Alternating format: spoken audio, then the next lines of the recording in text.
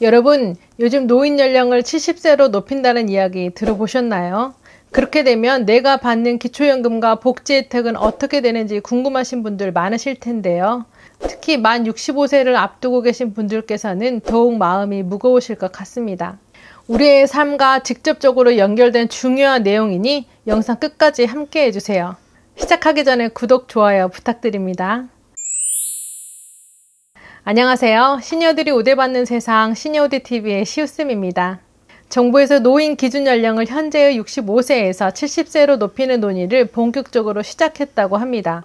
우리나라는 지난해를 기준으로 만 65세 이상 인구가 전체의 20%를 넘어섰고 이를 초고령 사회라고 하는데요. 이는 우리 사회의 고령화 속도가 매우 빠르게 진행되고 있다는 뜻입니다. 지난해 10월 제19대 대한노인회장으로 취임한 이중근 회장은 노인 연령을 연간 1년씩 올려 10년 뒤 75세가 되도록 해야 한다고 정부에 공식 제안을 했는데요.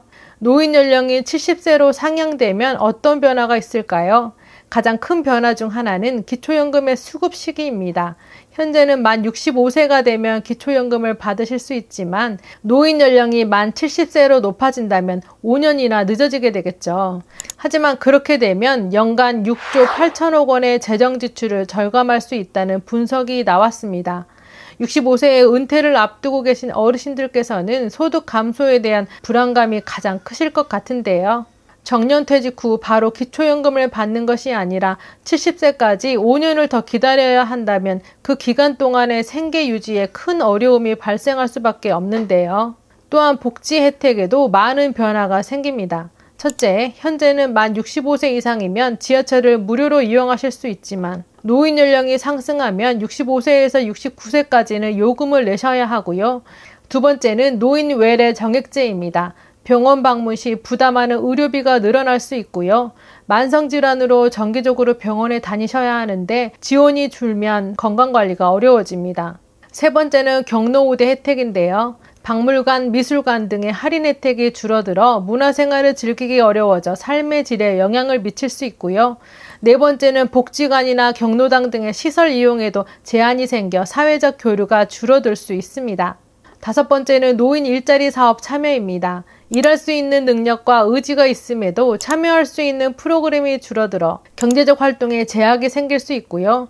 이러한 변화로 어르신들 생활에 큰 어려움이 예상되는데요. 한국의 노인 빈곤율은 세계 주요국 중 최고 수준입니다. OECD와 한국개발연구원에 따르면 2018년 기준 처분 가능 소득으로 계산한 우리나라의 노인 빈곤율은 43.4%로 OECD 회원국 중에 가장 높게 나왔는데요. 그렇다면 정부는 왜 이런 변화를 추진하는 걸까요? 이는 국민연금의 지속 가능성을 확보하기 위해서입니다. 여기서 여야가 연금개혁에 대한 의견 차이를 보였는데요. 더불어민주당은 모수개혁을 우선 추진하자고 했고요. 여기서 모수개혁이란 국민연금의 보험료율과 소득 대체율을 조정하여 연금 재정을 튼튼히 하는 방법입니다. 간단히 말해 내는 돈과 받는 돈의 비율을 조정하는 것인데요. 보험료율은 월급에서 국민연금으로 내는 금액의 비율을 말합니다. 현재는 월급의 9%를 내고 있는데요. 이를 매년 0.5%씩 올려서 최종적으로 13%까지 인상하자는 의견인데 이는 이미 여야가 합의가 된 사항입니다.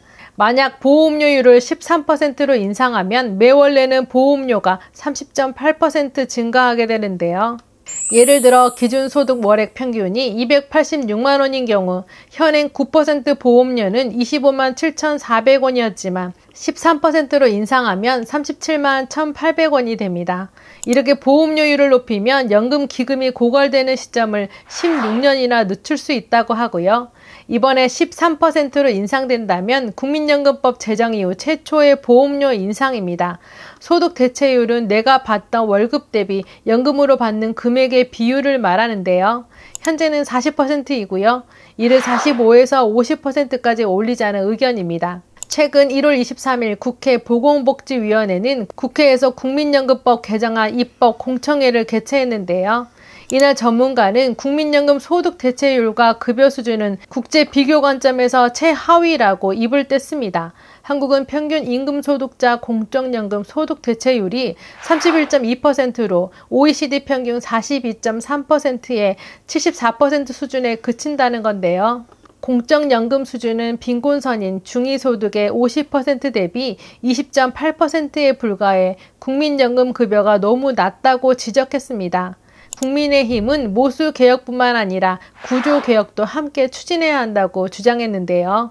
구조개혁은 국민연금 제도의 근본적인 틀을 바꾸는 것을 말합니다. 단순히 보험료율이나 소득 대체율을 조정하는 모수개혁과 달리 구조개혁은 제도의 설계 자체를 변경하여 지속 가능성을 높이는 방법인데요. 정부와 정치권에서 논의되고 있는 구조개혁의 주요 내용은 다음과 같습니다. 첫째, 자동 조정 장치의 도입입니다.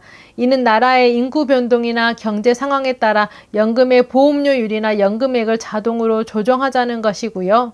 예를 들어 젊은 사람들이 줄어들고 어르신들이 많아지면 연금 재정에 부담이 생기겠죠. 그럴 때 자동으로 보험료를 조금 더 내거나 연금액을 조정해서 재정을 튼튼히 하자는 건데요. 하지만 이렇게 되면 어르신들께서 받으시는 연금액이 예측하기 어려워질 수 있습니다. 매달 얼마를 받을지 정확히 알기 어렵고 때로는 연금액이 줄어들 수도 있는 건데요. 그럼 생활비가 일정치 않아 재정적으로 어려움을 겪게 되실 수 있고요. 둘째로 세대별 보험료율 인상 속도 차등화입니다. 이는 나이대에 따라 보험료를 내는 비율을 다르게 하자는 건데요. 젊은 세대는 보험료 인상폭을 작게 하고 중장년 세대는 조금 더 많이 내자는 겁니다. 20대는 20년간 0.2%포인트씩 인상할 예정이고 30대는 10년간 0.33%포인트씩, 40대는 5년간 0.5%포인트씩, 50대는 즉시 1%포인트씩 인상할 예정인데요. 하지만 이렇게 하면 미래 세대의 부담을 줄여줄 수는 있겠지만 우리 어르신들께서는 당장 보험료 부담이 크게 늘어날 수 있습니다. 갑작스러운 보험료 인상으로 가계에 부담이 될 수 있고 왜 우리는 더 많이 내야 하나라는 불만이 생길 수도 있는 건데요. 셋째, 연금 지급 보장을 법으로 명확히 하자는 것입니다. 국가가 연금을 반드시 지급하겠다고 법에 명시하면 연금에 대한 신뢰가 높아지겠죠. 젊은 세대도 연금의 안정성을 믿고 보험료를 납부할 가능성이 높아질 텐데요. 하지만 부작용으로 국가가 책임을 지는 만큼 재정 부담이 늘어나게 됩니다. 그래서 그로 인해 세금이 오를 수도 있고요. 이는 결국 국민 모두에게 부담이 될 수 있습니다. 넷째, 기초연금을 2027년까지 단계적으로 40만 원까지 인상한다는 건데요. 2025년 기초연금은 작년 대비 물가 상승률 2.3% 인상된 34만 2,510원입니다. 작년 9월 보건복지부에서 발표한 기초연금 연금개혁안은 2026년 기준 중위소득 50% 이하 대상에게 우선적으로 기초연금을 40만 원으로 인상한다고 했고요. 2027년부터는 소위 하위 70% 어르신들에게 기초연금을 40만 원 지급하는 방안을 내놨는데요. 하지만 민주당 측은 보편적 복지와 부부감액 폐지에 더 힘을 실어주고 있어 합의가 쉽지 않아 보입니다. 그리고 기초연금에 탈락하지 않고 받으시려면 꼭 유념하셔야 하는 것들이 있는데요. 관련 영상이 궁금하시다면 여기를 클릭하시거나 지금 영상 마지막에 이런 썸네일을 클릭하시면 볼 수 있습니다. 다섯째, 퇴직연금 제도를 개선하자는 것입니다. 퇴직연금의 운영 방식을 바꿔서 노후에 더 많은 소득을 얻을 수 있도록 하자는 건데요. 하지만 이 경우에도 기업들의 추가적인 부담을 느낄 수 있고 퇴직연금의 수익률이 불안정하면 우리 어르신들께서 받는 연금액이 줄어들 수도 있습니다. 이렇게 구조개혁의 주요 내용을 살펴보았는데요. 뿐만 아니라 국민연금 의무가입기간의 연장도 언급되고 있습니다. 현재의 의무가입기간은 19세부터 59세까지로 이 기간 동안 국민들은 국민연금에 가입하여 보험료를 납부해야 하는데요. 그리고 최소 10년은 가입해야 국민연금을 연금 형태로 받을 수 있고 이 기간 동안 납부한 보험료는 노후에 연금을 받을 때 소득 대체율에 따라 지급됩니다. 하지만 최근 보건복지부는 의무 가입 연령을 59세에서 64세로 상향하는 방안을 검토하고 있는데요. 그렇게 되면 고령자들의 경제활동 참여와 보험료 부담을 줄이는 데 긍정적인 영향을 미칠 것으로 예상된다고는 하지만 당장 정년 연장이나 어르신들의 취업난이 더 심각해지는 거 아닌가 싶습니다. 이 모든 것은 국민연금을 앞으로도 안정적으로 운영하고 어르신들의 노후 생활을 지키기 위한 노력일 텐데요. 하지만 각 방안마다 장단점이 있고 우리에게 미치는 영향도 다 다릅니다. 이렇게 여야가 의견 차이를 보이고 있어서 연금 개혁 논의가 쉽지 않은 상황인데요. 특히 내년 지방선거와 조기 대선 가능성 등으로 시간이 촉박하여 3월까지 합의가 이루어지지 않으면 이번에도 연금 개혁 시기를 놓칠 수 있다는 우려가 있습니다. 앞으로 재정 안정성과 노후 소득 보장 사이의 균형을 찾는 것이 주요 과제가 될 것으로 보이는데요. 여러분들의 생각은 어떠신지 댓글로 남겨주세요. 그리고 노후의 지출이 가장 많은 부분이 아무래도 의료비 부분입니다. 평소에 우리 부모님들 건강을 위해 꾸준한 운동과 충분한 수분 섭취, 단백질 섭취하고 계신가요? 건강을 생각해 영양제 챙겨 드시는 분들도 많으실 텐데요. 자연에서 가장 안전하고 위대한 영양소라고 불리고 혈관 건강, 눈 건강, 뇌 건강에 좋은 게 오메가3입니다. 미국 하버드 대학교는 오메가3의 주요 성분 중 EPA와 DHA가 심방세동 발생 위험을 13%나 낮출 수 있다는 결과를 발표했고요. 전 세계인의 건강을 위협하는 1위와 2위가 심혈관 질환과 뇌혈관 질환인데요. 그런데 심혈관, 뇌혈관 질환 환자는 70%가 사전에 자신의 질병을 인지하지 못한다고 합니다. 그래서 많은 영양제 중 딱 하나만 챙긴다면 반드시 먹어야 하는 것이 바로 오메가3인데요. 그런데 시중에 워낙 많은 종류가 있다 보니 어떤 것을 먹어야 할지 고민이신 분들이라면 딱 이 두 가지만 기억하세요. 첫 번째는 순도입니다. 오메가3에 들어있는 EPA는 만병의 근원인 염증을 억제하고 혈액순환 개선에 좋고 DHA는 뇌를 구성하는 주요 성분으로 기억력을 개선하는 데 도움을 주고 눈 건강에도 좋은데요. 그래서 치매 예방에 도움을 줄 수 있습니다. 같은 사이즈의 알약이라 해도 제품마다 함량이 천차만별이니 성분이 얼마나 들어있는지가 중요한데요. 함량이 부족한 건 4알 이상을 먹어야 하루 권장량이 채워집니다. 오메가3는 대부분 가장 싼 원료인 고등어 기름, 해조류, 콩기름 같이 동물성, 식물성 기름으로 만들고 있는데요.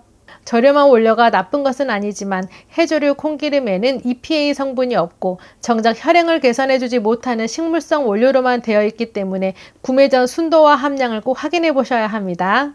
두 번째는 제조사인데요. 오메가3는 매일 꾸준히 섭취해야 하기 때문에 안전한 원료를 사용하는 것이 중요합니다. 중국산 저품질의 원료를 사용해서 만든 건강에 도움이 되지 않은 제품도 많이 있는데요. 따라서 원료의 제조사를 잘 살펴볼 필요가 있습니다. 불분명한 출처의 원료가 아닌 오메가3를 전문적으로 수출하는 글로벌 기업의 원료를 사용하고 있는지 확인하셔야 하고요. 오랜 기간 건강기능식품을 만든 신뢰도 있는 제품을 선택하셔야 합니다. 저도 매일 꾸준히 챙겨 먹고 있는데요.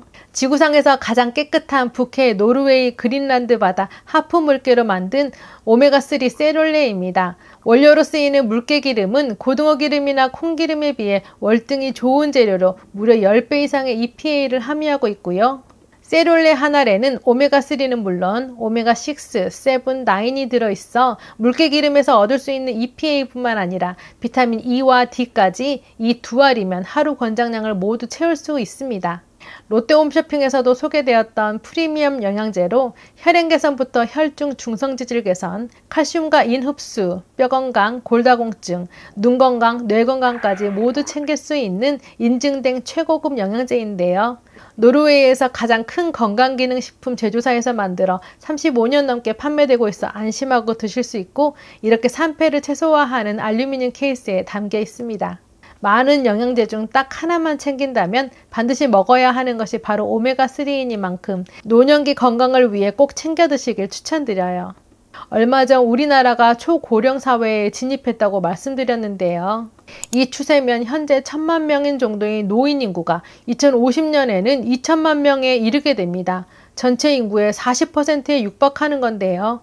전체 인구 5천만 명에서 노인 2천만 명, 어린이 청소년 1000만 명을 빼면 생산 인구는 2천만 명밖에 안 됩니다. 이대로 가면 우리 손자 세대까지 노인 부양이라는 무거운 짐을 짊어지게 되는 건데요. 그럼 노인 연령을 70세로 올리면 문제가 해결될까요? 여러분들의 생각은 어떠신지 댓글로 남겨주세요. 오늘 알려드린 내용이 유용하셨다면 구독, 좋아요, 알림 설정 꼭 부탁드립니다. 다음 영상 제작에 큰 힘이 됩니다. 감사합니다.